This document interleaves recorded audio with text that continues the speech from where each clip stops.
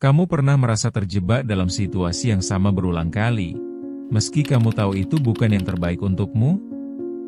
Misalnya, saat kamu menunda tugas sampai menit terakhir, padahal sudah ada rencana yang lebih baik yang bisa bikin hidupmu lebih mudah. Rasa nyaman yang salah seringkali membuat kita enggan bergerak, meski kita tahu yang kita lakukan itu merugikan diri sendiri. Jadi, kenapa kita seringkali lebih memilih untuk bertahan dalam pola yang menyakitkan?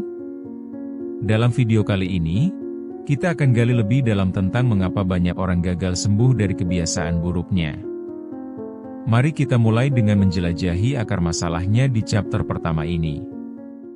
Chapter 1, Mengapa kita tak berubah? Pernahkah kamu bertanya-tanya mengapa meski sudah berulang kali bertekad untuk berbenah, tapi tetap saja terjebak dalam pola yang sama? Kita seringkali merasa nyaman dengan rutinitas, walau tahu itu merugikan. Misalnya, ketika kamu melihat notifikasi itu, dan tahu akan membuang waktu berjam-jam di media sosial.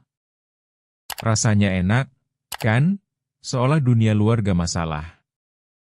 Ini adalah contoh bahwa kita lebih sering memilih kenyamanan daripada menggenggam peluang perbaikan yang ada.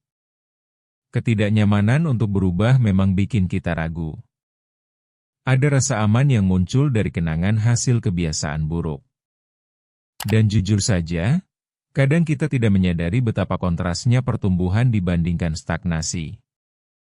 Kita merasa tersesat dalam labirin kebiasaan kita sendiri. Perlu kita ingat, perbaikan itu bukan perlombaan, tapi proses yang kadang sulit dijalani. Ya, semudah itu kita terjebak, tanpa seberapapun harapan yang nyata untuk beranjak. Chapter 2, Kenyamanan dalam Ketidaknyamanan. Ketika kita membahas ketidaknyamanan yang kita anggap nyaman, kamu mungkin ingat pengalaman mahasiswa yang membiarkan tugas menumpuk. Kenapa bisa jadi nyaman? Karena semakin sering dilakukan, rasa cemas terhadap tugas itu justru berkurang. Saat mendapatkan halangan, kita cenderung memilih strategi pasrah, alih-alih mencari solusi. Bukankah kita lebih sering terjebak pada rasa nyaman yang salah? Kita takut meninggalkan zona nyaman yang sebenarnya bikin kita stres. Semua pola ini tidak hanya berlaku untuk hal akademis. Banyak juga orang dewasa yang terjebak dalam rutinitas pekerjaan yang monoton. Kita sabotase diri sendiri dengan alasan, santai, atau nanti saja. Ini adalah penyakit yang mengakar di banyak jiwa, membuat kita kehilangan kesempatan untuk tumbuh dan berkembang lebih jauh. Coba bayangkan, berapa banyak peluang terlewat hanya karena kita terjebak pada kenyamanan yang semu ini? Chapter 3, Mengapa Semuanya Berulang. Mari kita bahas mengapa kita terjebak dalam siklus ini. Kita cenderung membentuk kebiasaan dari pengalaman masa lalu. Apakah kamu tahu, otak kita memang suka mengambil jalan pintas yang sudah dikenal? Jadi, ketika kita menghadapi situasi stres, alih-alih mencoba cara baru, kita memilih kembali pada apa yang paling mudah. Ini mirip dengan memutar lagu yang sama berulang-ulang karena kita merasa nyaman.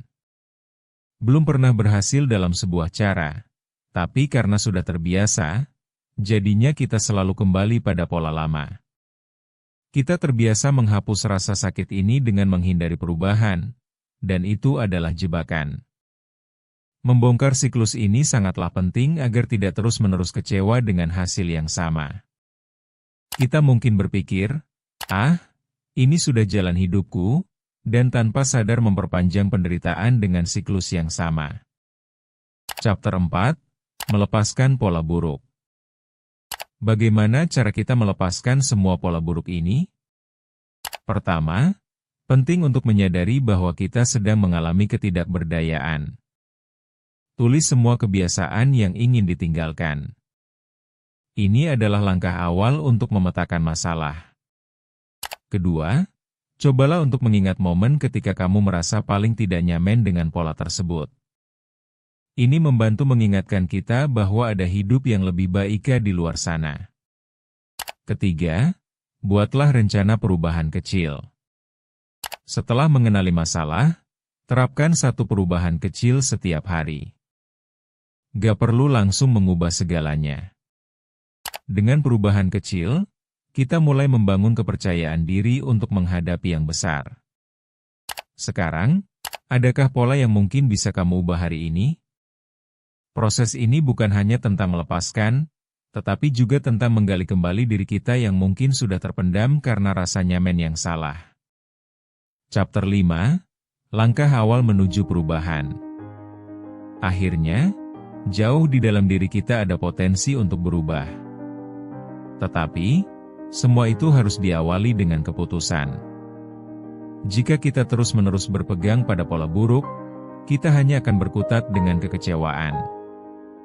Jadi, apa langkah awal yang bisa kita ambil? Pertama, buat komitmen pada diri sendiri untuk tidak kembali ke pola lama. Ini bisa sederhana, seperti tidak membuka media sosial saat menyelesaikan tugas. Kedua, carilah teman yang bisa mendukung perubahanmu. Terkadang, kita memerlukan teman untuk mengingatkan saat kita ingin kembali ke pola lama. Dengan saling dukung, kita menjadi lebih kuat. Dan terakhir, berikan dirimu waktu.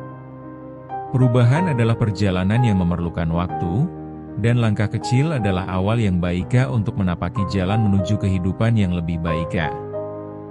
Jangan anggap enteng langkah ini, mengingat kebiasaan yang sudah mengakar bisa jadi sangat sulit untuk diubah. Jangan lupa subscribe channel Ruang Tumbuh untuk mendapatkan lebih banyak tips dan pengingat untuk perjalanan tumbuhmu. Bertumbuh itu proses, bukan lomba.